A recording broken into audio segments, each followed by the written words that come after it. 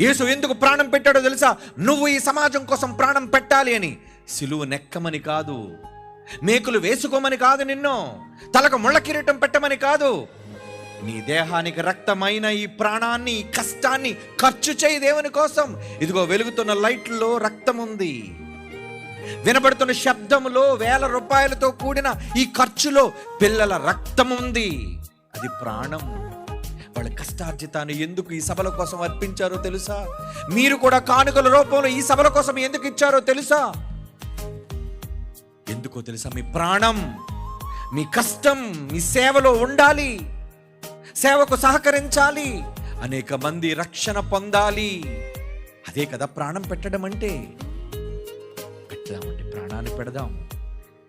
నాశనమైపోతున్న సమాజాన్ని క్రీస్తునంతగా నడిపించడం కోసం, క్రీస్తు పడిన పాటలో కొదువైన వాటినైనా మన శరీరం ముందు పడి అనేక ఆత్మలను తండ్రి దగ్గరకు తీసుకుని వచ్చి రాబో ఉగ్రత నుంచి తప్పించాలి. అదే ప్రపంచ భవిష్యత్తు.